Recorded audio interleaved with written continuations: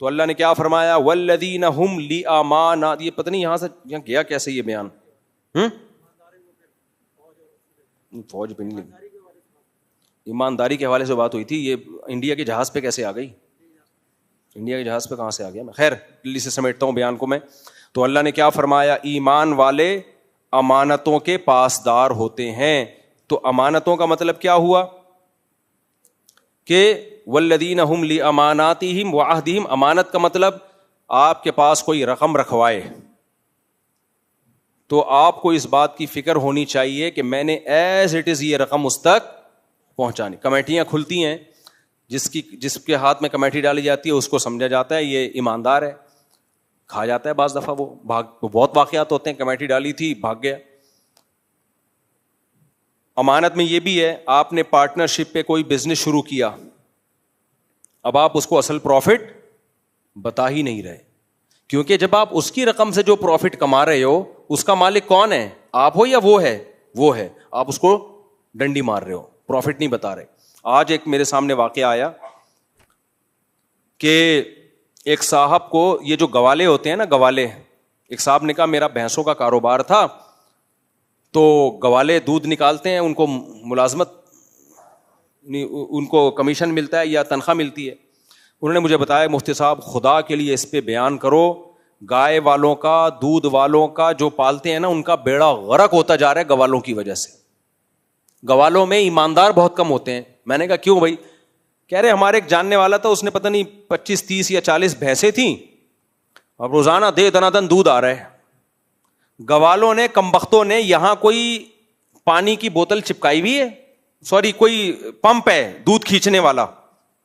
اب مجھے تو یہ ٹیکنالوجی کا نہیں پتا نا کون سی ٹیکنالوجی استعمال ہو رہی ہے اس میں.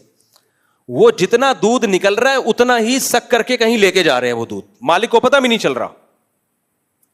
اور کہا کہ ایک اور جرم گوالے کر رہے ہوتے ہیں, دودھ نکالتے ہیں تو پیتے بھی ہیں ساتھ ساتھ. انہوں نے کہا اب تو یہ قانون بن گیا 8-10 کلو تو پی جا, کوئی مسئلہ نہیں ہے, اس سے زیادہ نہیں پینا. یعنی اتنا فراڈ ہو رہا ہے اس فیلڈ میں. اور یہ تو میرا اپنا تجربہ ہے. میں بکری خود کئی دفعہ میں نے پالی ہے, قد بھی نکالتی ہے, دودھ بھی دیتی ہے, بیمار بھی نہیں ہوتی. آپ وہ بکری چرواہے کو پکڑا دو. میں نے بکری کے بچے پالے ہیں, پورے بڑے ہوئے ہیں, جیسے ہمارے اپنے بچے بڑے ہو گئے ایسے بکری کے بچے بھی بڑے ہوئے, ان کی شادیاں ہوئی, ان کے بچے ہوئے, سب کچھ ہوا. لیکن وہی بکری کا بچہ آپ چرواہے کو پکڑا دو, ساری بکریاں بڑی ہوں گی, وہ بچہ کبھی بھی بڑا نہیں ہوگا, وہ اتنے کا اتنا ہی رہے گا. ابے جب یہ کیوں بڑا نہیں ہو رہا؟ کہتے ہیں مصعب اصل میں ایکچولی اس کی نسل ہی ایسی ہے یار, باقی جتنے تیرے بکرے ہیں وہ سارے بڑے ہو رہے ہیں. تو ہر فیلڈ میں خیانت ہے. آپ دکان کھول کے کسی کو ملازمت پہ بٹھا دو, امین تھا نا وہ, آپ نے اس پہ ٹرسٹ کیا نا. امین کسے کہتے ہیں؟ جس پہ ٹرسٹ کیا جائے. کوئی کاروبار اس کے حوالے کیا جا رہا ہے اس پہ ٹرسٹ کر کے, کوئی ٹھیکہ اس کو دیا جا رہا ہے اس پہ ٹرسٹ کر کے. ابھی ایک ٹھیکیدار کو ہم نے پکڑا, یعنی ہمارے دوستوں نے پکڑا, مجھے بتایا وہ کر کیا رہا ہے. یہ تو بہت سارے ٹھیکیدار کرتے ہیں. آپ نے سریا ڈلوانا ہے, آپ نے کلر کرنا ہے, ٹھیکیدار کو کام دیا گھر بنانے کا, ٹھیکیدار نے جا کے سریے والے سے بولا کہ دینا اتنے کا ہے اور رسید زیادہ کی بنانی ہے. یہ بہت ہو رہا ہے سوسائٹی میں, یہ تو اتنا ہو رہا ہے کہ اس کو تو برا ہی نہیں سمجھا جاتا. میں اپنے ساتھ ہونے والے واقعات اس لیے نہیں بیان کر رہا کہ جنہوں نے دھوکہ دیا وہ سمجھ جائیں گے, وہ بولیں گے مفتی صاحب نے ممبر پہ بیٹھ کے ہماری پول پٹیاں کھول دی ہیں, اس لیے میں اپنے واقعات کو اسکپ کر رہا ہوں. لوگ بتاتے ہیں کارپینٹر کیسے ڈنڈی, آپ کسی کارپینٹر کو بول دو کہ یہ دروازہ بنانا ہے, الماری بنانی ہے, اور اس پہ کوئی اعتماد کر کے بولو بھائی لکڑی بھی تو لے کر آ, ساری چیزیں تو لے کر آ, وہ کیا کرے گا؟ وہ جہاں سے دروازہ خریدے گا یا لکڑی خریدے گا اس کو بولے گا کہ میں تیری دکان سے ہی خریدوں گا سب کچھ, لیکن ایک فیور تو نے مجھے دینا ہے کہ جتنے کی لکڑی ہے نا اس سے تھوڑا زیادہ کی رسید بنانی ہے. وہ بھی خوش ہوتا ہے, اچھا یار میرے پاس بائک تھی, اب تو وہ قصہ اتنا پرانا ہو گیا کہ اب جس کے بارے میں کہہ رہا ہوں اس کو, ریڈیو پاکستان ہے نا, ریڈیو پاکستان, اس کے یہاں قریب میں بائکوں کی بہت بڑی مارکیٹ ہے. تو میری GTO 125 رکھی ہوئی تھی, شوق تھا, میں وہاں جاتا تھا. کبھی بائک میں کوئی کام نکل آیا تو جو میکینک تھا نا وہ مجھے کہتا تھا کہ یہ اس کا یہ پرزہ خراب ہے, فلاں شاپ سے خرید لیں, وہ اچھے ریٹ پہ دیتا ہے. میں جاتا تھا, اچھے ریٹ پہ لے لیتا کہ یار یہ جب میرا میکینک مجھے کہہ رہے, بعد میں پتا چلا یہ کمبخت کا کام ہی یہی ہے, اس کا کھانچا کھلا ہوا ہے اس شاپ سے, اسپیئر پارٹس کی دکان سے اس کا کھانچا ہے, اور یہ کوئی پارٹ اگر ریپیئر کرنے سے ٹھیک ہو بھی جاتا ہو نا, یہ ٹھیک نہیں کرتا بلکہ نیا خریدنے کا آرڈر دیتا ہے, اور آرڈر بھی وہیں سے دے گا. اچھا, میں تو اس کی دکان سے لیتا تھا, تو اس دکان والے نے مجھے کہا کہ یار مفتی صاحب یہ میکینک بہت اچھا آدمی ہے, تھوڑا مہنگا ہے لیکن بندہ بہت زبردست. دونوں کا ایک دوسرے کے مکھن پالش کا پروگرام چل رہا ہے. اس دکان والے نے اس کی تعریفیں کرنی ہے, فیور کیا لے رہا ہے کہ جتنے بھی پارٹس خریدوانے ہو میری شاپ پہ بھیجنا, اور اس نے اس سے دو چیزیں, کمیشن بھی باندھا ہوا ہے اور تعریفیں بھی باندھی ہوئی ہیں کہ جو کسٹمر آئے میری تعریفیں کرنی ہے. اور تعریف بھی ایسے کرتا تھا کہ مفتی صاحب یہ جو مکینک ہے نا, یہ مکینک تھوڑا مہنگا ہے, یعنی تھوڑی برائی کر کے تعریف کرو نا تو زیادہ چلتی ہے. تبھی کہتے ہیں وہ جھوٹ بہت خطرناک ہوتا ہے جو سچ میں ملا کے بولا جائے, کیونکہ باقی سچ کی وجہ سے اس جھوٹ کو بھی لوگ سچ سمجھنا شروع کر دیتے ہیں.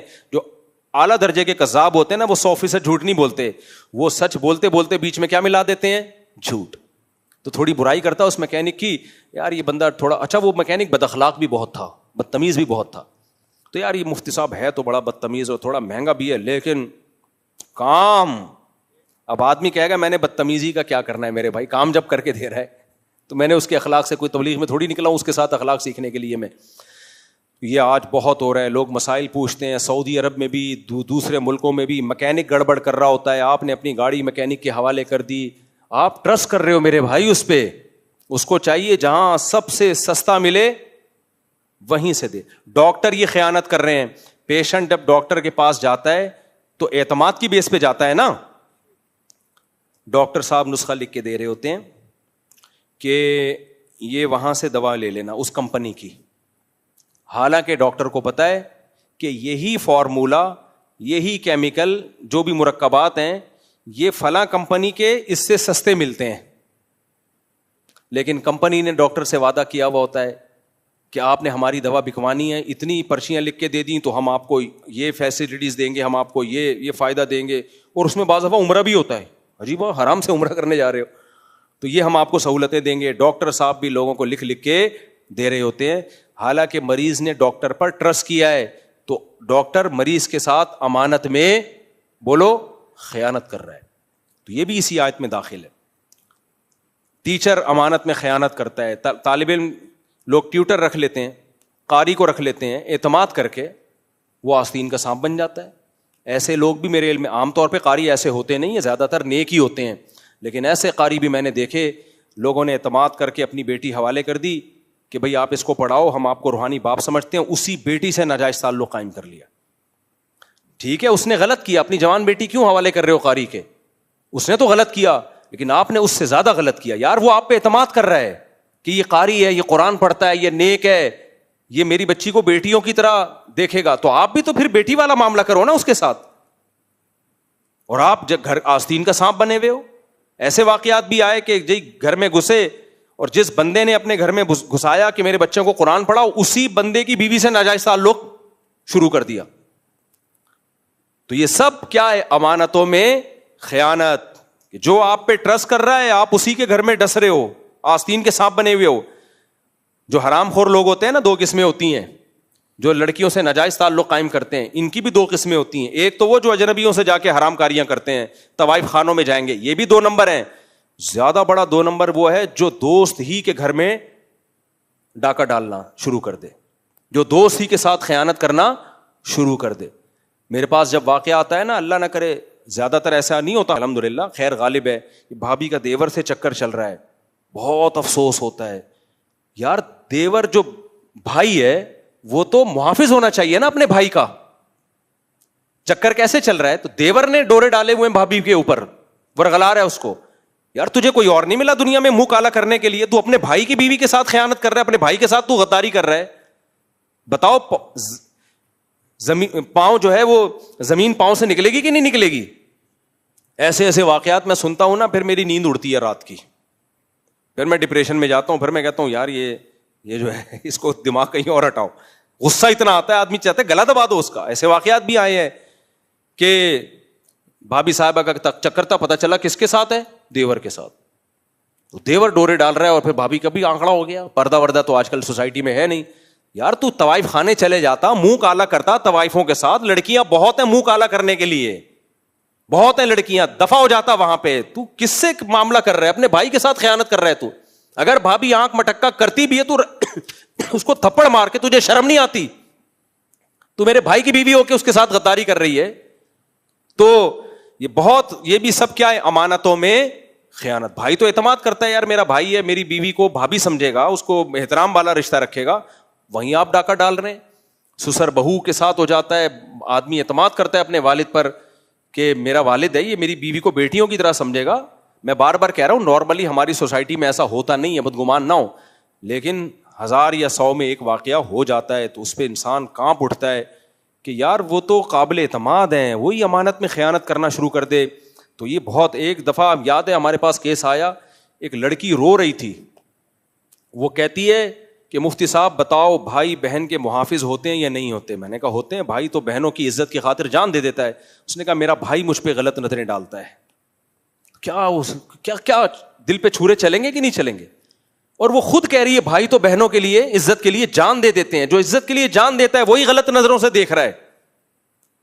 یہ سب امانتوں میں خیانت کی نظیریں ہیں کہ جس پہ آپ ٹرسٹ کرتے وہی قابل اعتماد نہ نکلا, وہی سانپ بن کے آپ کو ڈسنا شروع کر دے.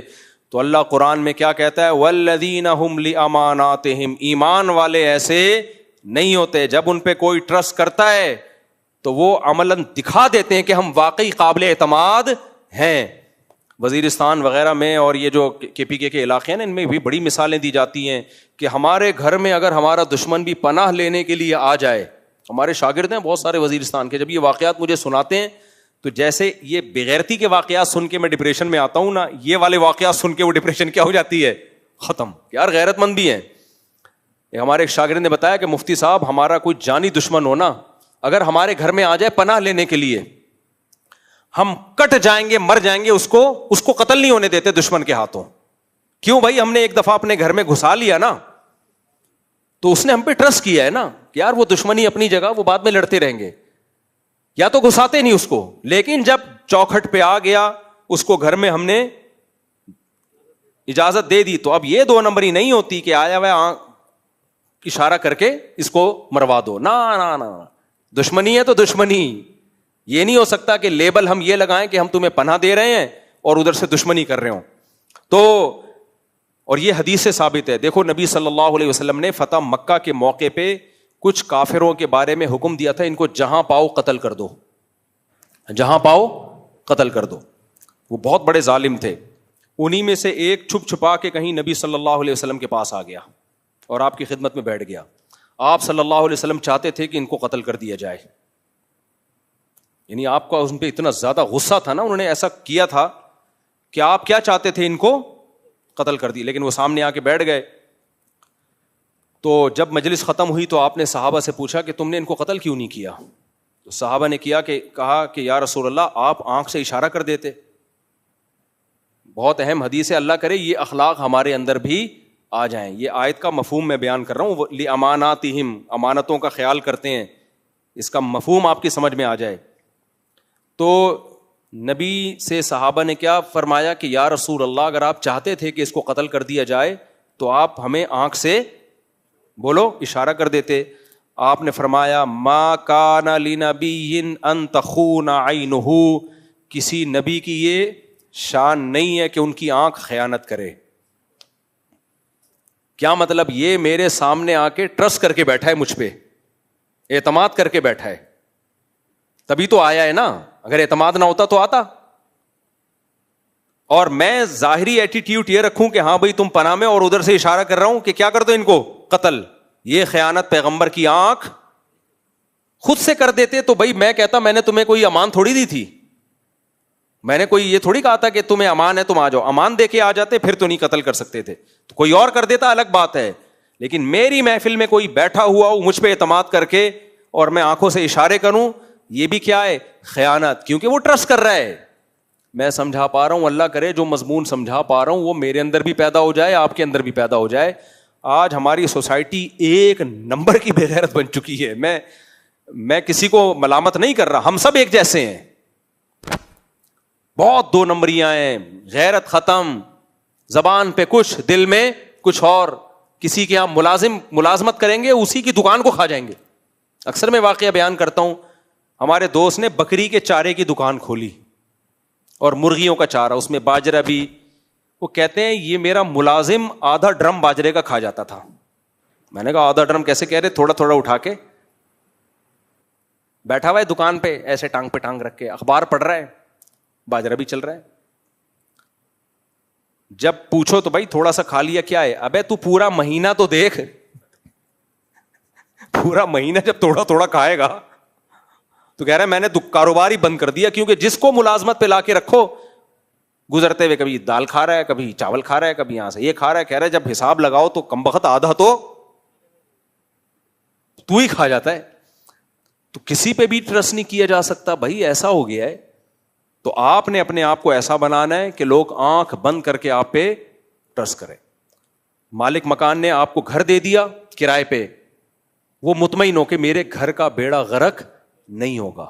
ہمارے ایک دوست سے جب کسی کو گاڑی یا بائک دیتے تھے, کہتے تھے اپنی سمجھ کے استعمال کرنا.